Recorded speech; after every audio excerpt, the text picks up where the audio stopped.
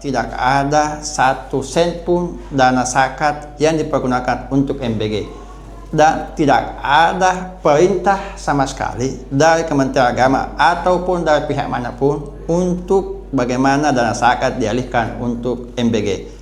UMKM nanti yang kita bantu ini bisa lebih maju dengan pendampingan teman-teman. Jadi bukan cuma sekedar dikasih dana.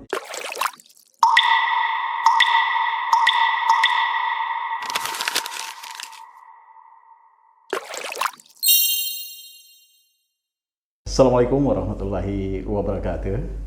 Aga kareba, sahabat religi. Tentu senang sekali Daeng Hadi hadir kembali menyapa Anda.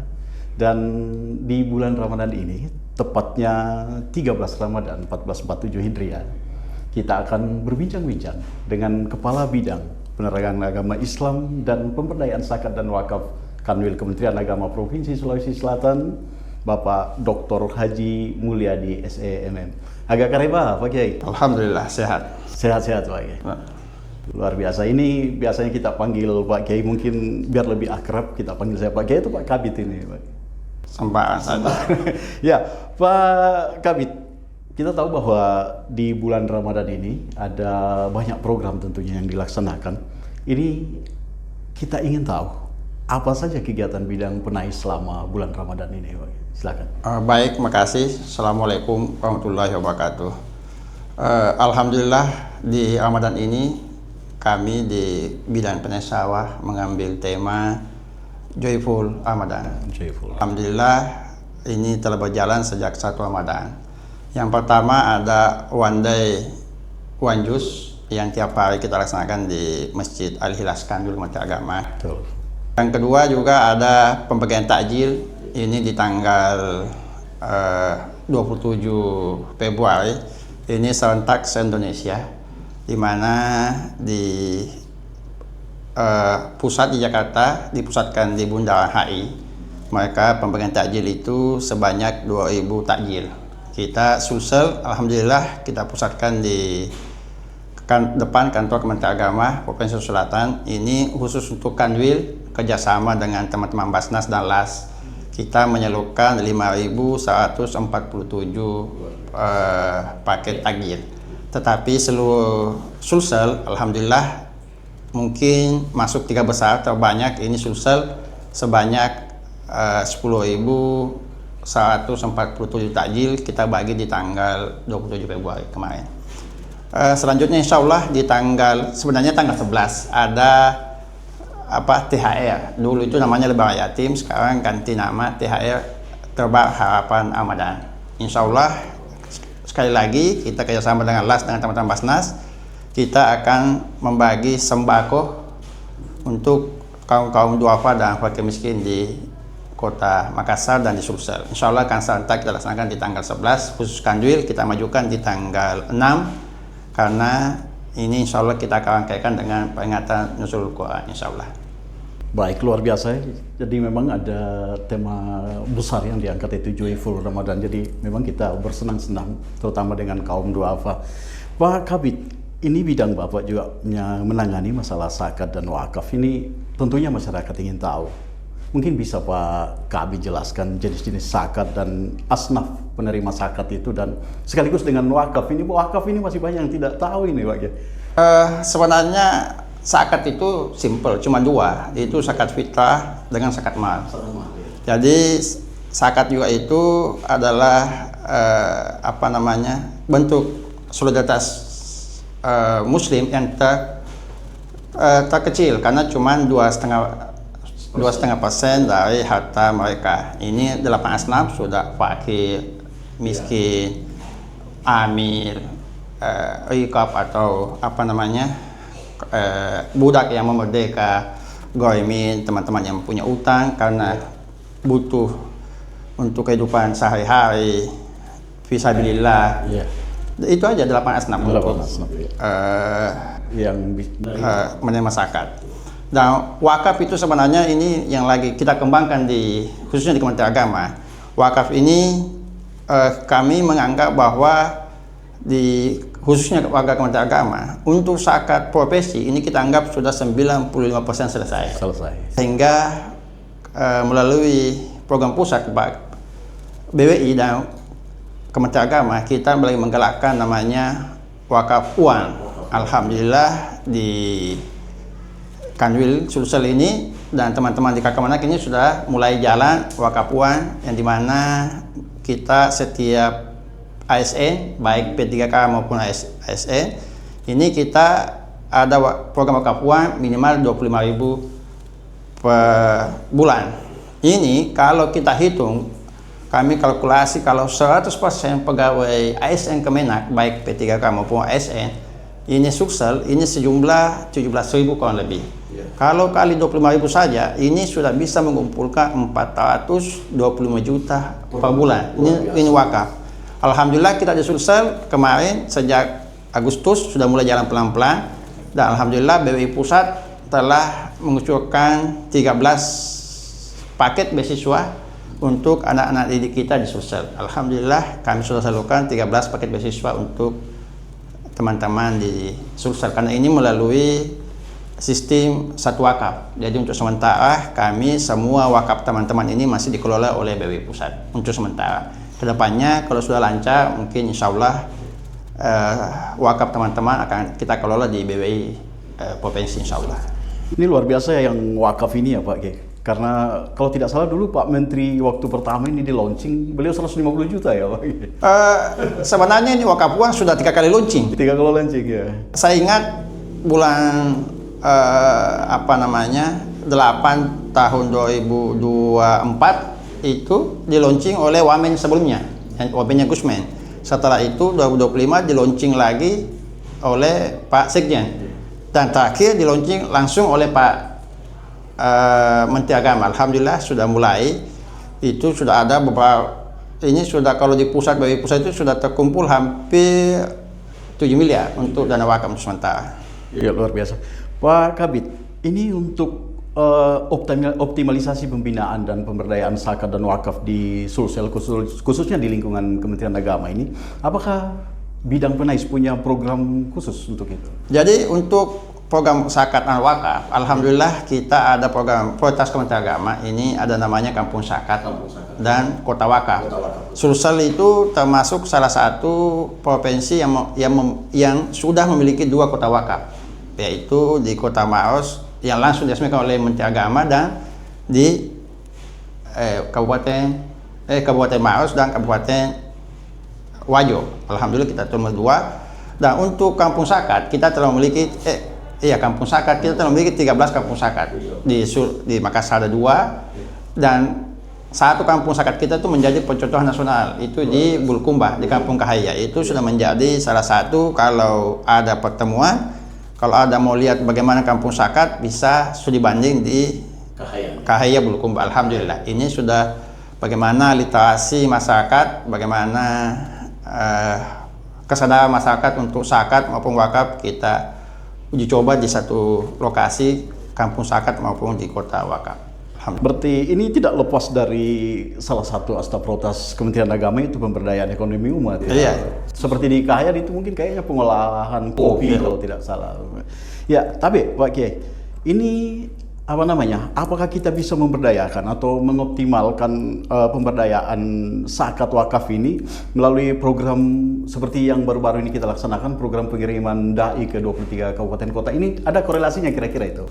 Alhamdulillah sejak beberapa tahun ini, dan khususnya 1 tahun terakhir ini, alhamdulillah Sulsel aktif mengirim dai 3T kolaborasi dengan teman-teman LAS dan Basnas. Untuk tahun lalu ini 24 24 dai kita utus di semua kabupaten kota. Ini kolaborasi Basnas dengan teman-teman LAS. Tahun ini alhamdulillah ada 27 yang utusan Kanwil, yang khusus Kanwil ini kolaborasi dengan LAS dengan teman-teman Basnas. Juga ada yang Lasbar Haji Kalla, jadi mereka mengutus 17 dai, tapi khusus untuk Sulsel 6. Jadi sudah 27 tambah 6, berarti sudah 33 dai yang terkirim ke lokasi 3T. Ini belum kita hitung yang seperti yang dikirim oleh teman-teman kita pesantren Asadiyah maupun Dede Mangkoso. Ini khusus untuk Kanjur dengan Haji Kalla, Las Haji Kalla ini sudah terkirim 33 dai 3T. Alhamdulillah. Ini juga memang bagian dari program nasional ini, pengiriman 3. Ini memang program setiap tahun program nasional dai 3T. Ya Pak Kabid, ini beralih lagi ke wakaf. Pak Kabid, ini karena mungkin belum tersosialisasikan dengan baik sehingga ada kesan bahwa agak sulit mengamankan tanah-tanah wakaf itu yang dimiliki oleh Kemenak. Ini kira-kira upaya apa yang dilakukan? Saya luruskan, tanah wakaf ini bukan milik Kemenak, ini milik masyarakat. Jadi kita memang program nasional ini percepatan sertifikasi tanah wakaf. Ini alhamdulillah di tahun 2024 kita kerjasama dengan BPN, alhamdulillah ada terbit walaupun tidak signifikan, tetapi di tahun 2025 alhamdulillah kerjasama 3 instansi BPN, Kejaksaan dan Kementerian Agama, alhamdulillah ini tahun 2025 ini 316 sertifikat rumah ibadah bisa kita terbitkan di luar dengan sarana pendidikan. Memang kami mendorong bagaimana semua tanah wakaf bisa bersertifikat untuk menghindari kejadian-kejadian yang sempat viral seperti mungkin di Antang ada masjid yang yang diklaim oleh ahli waris, sehingga kami mendorong semua tanah wakaf baik rumah ibadah maupun lembaga pendidikan untuk secepatnya mengurus sertifikat tanah wakaf tersebut sehingga sudah aman dari gangguan pihak-pihak manapun, insya Allah. Ya, berarti memang luar biasa kerjasama dengan Badan Pertanahan Nasional karena legalitas atau alas hak untuk tanah wakaf ini sudah jelas, Pak. Pak Kabid, ini agak sensitif sedikit ini. Pak Kabid, ini banyak pelintiran di luar, mungkin Pak Kabid bisa klarifikasi atau mungkin bisa luruskan sedikit tentang pemanfaatan zakat untuk MPG. Ini banyak beredar apalagi di media sosial. Kira-kira bagaimana? Saya pastikan di forum ini bahwa tidak ada 1% pun dana zakat dipergunakan untuk MPG. Ini sudah kami beberapa kali klarifikasi, termasuk juga Kepala Biro HDI di pusat, Pak Adib ya kalau tidak salah, itu sudah menyampaikan bahwa tidak ada 1 sen pun dana zakat yang dipergunakan untuk MPG, dan tidak ada perintah sama sekali dari Kementerian Agama ataupun dari pihak manapun untuk bagaimana dana zakat dialihkan untuk MPG. Kita ketahui bahwa dana zakat itu khusus untuk 8 asnaf. Jadi ini zakat ini tidak bisa keluar dari 8 asnaf. Sehingga kenapa kita Kementerian Agama mendorong bagaimana umat muslim jangan cuma selalu setelah berzakat selesai tugasnya. Kita mendorong bagaimana umat muslim bisa infak, sedekah digiatkan, dan begitu pun juga dengan wakaf. Mengapa? Karena infak sedekah nilainya tidak ditentukan dan asnafnya juga bebas, sehingga umat bisa memanfaatkan semaksimal mungkin. Kalau misalnya kita cuma berharap di zakat, misalnya penghasilan kita 10 juta misalnya, 10 juta itu paling 250.000 kalau cuma zakat. Tapi kalau bisa infak sedekah, mau 10 juta ada penghasilannya mau sedekahkan infakkan 5 juta kan bebas. Betul. Yang kedua juga saya lupa sampaikan bahwa per tahun 2026 telah keluar aturan Basnas nomor 15, zakat profesi itu yang memiliki gaji atau pendapatan minimal 7.640.144 ini telah wajib mengeluarkan zakat profesi. Ini edaran Basnas nomor 15.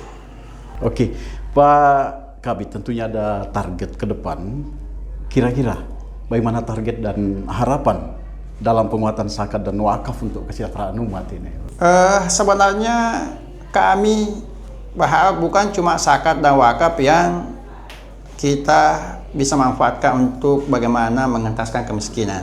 Kami harapkan semua teman-teman umat muslim utamanya bagaimana zakatnya bisa clear. Setelah clear zakat, mungkin bisa beralih atau lanjut ke sedekah ataupun infak. Kita tahu bahwa di Makassar Syariah zakat itu adalah apa ya namanya, kepedulian sosial terendah umat muslim. Jadi mungkin setelah zakat sudah ditunaikan semua, ya bisa lagi kita beralih ke infak, sedekah. Seandainya misalnya ada tanah kosong kita yang tidak produktif, lahan tidur ya bisa kita wakaf. Misalnya seandainya ada umat muslim satu saja punya aset, misalnya rumah atau ruko yang diwakafkan, hasil sewanya saja dipakai untuk menyekolahkan satu siswa atau dua siswa sampai selesai, itu cuma satu. Kalau 2, 3 sampai 100 begitu banyak umat muslim, anak-anak kita yang bisa kita bantu dengan adanya wakaf selain dengan zakat tadi.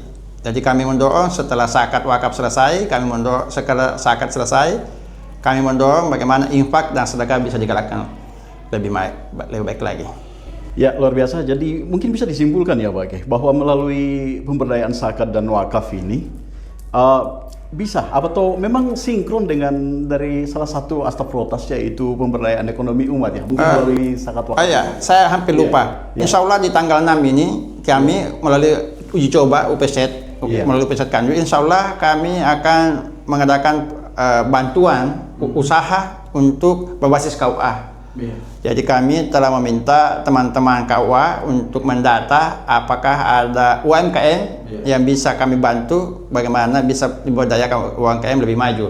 Dan insya Allah ini bukan cuma kami beri bantuan dalam bentuk dana, tapi insya Allah juga teman-teman penyuluh akan mendampingi bagaimana UMKM itu bisa lebih maju ke depan. Kami telah minta Pak Kandab, Penjaga Syariah, Kasih Bimas untuk koordinasi dengan KUA, seluruh dengan teman-teman penyuluh, bagaimana UMKM nanti yang kita bantu ini bisa lebih maju dengan pendampingan teman-teman. Jadi bukan cuma sekedar dikasih dana untuk bagaimana berusaha, tapi insya Allah akan ada pendampingan dari teman-teman penyuluh. Ya, berarti tentunya juga melibatkan UPZ setempat, karena setiap kabupaten kota Kemenak itu ada UPZ masing-masing. Oh ya, pasti. Tapi untuk tahap awal uji coba, untuk awal ini kita coba di Makassar dulu, ini UPZ Kanwil. Insya Allah setelah Kanwil selesai, ya nanti insya Allah teman-teman UPZ kita dorong juga untuk, atau Basnas, LAS kita dorong untuk bagaimana pemberdayaan ekonomi umat ini bisa berbasis KUA. Dan kemarin di bulan 1 kemarin kita sudah launching bagaimana 66,3 miliar ini insya Allah pemberdayaan umat akan disalurkan oleh teman-teman LAS seluruh Sulawesi Selatan, insya Allah 66,3. Insya Allah di tanggal 6 kita ke MOU bagaimana teman-teman LAS ini pemberdayaan umatnya bisa kita MOU nanti di tanggal 6 dengan Kementerian Agama, insya Allah. Luar biasa ya, berarti kolaborasi antara Kanwil, LAS dengan Basnas ini memang tidak bisa lepas. Ada sekitar berapa LAS di Sulsel ini? Di LAS ini alhamdulillah sekarang sudah 20. Kita ada baru satu lagi, baru ada keluar isinya LAS Aqsa Mahmud. Walaupun beliau keluar isinya, alhamdulillah kemarin dibagi takjil, LAS Aqsa Mahmud ini sudah mulai berpartisipasi di kegiatan-kegiatan kita. Yang saya informasikan bahwa di Sulsel itu ada 2 LAS lokal yang sangat besar. Yang pertama LAS Haji Kalla.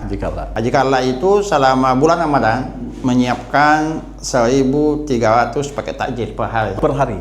Ya. Disalurkan di beberapa masjid itu. Disalurkan di seluruh Sulawesi Selatan. Di Makassar untuk tahap awal. Dan kemarin juga kami sampaikan beberapa paket sembako yang mereka siapkan selama bulan Ramadan. Haji Kalla itu menyiapkan khusus Sulsel itu 40.000 paket sembako mereka siapkan, insya Allah.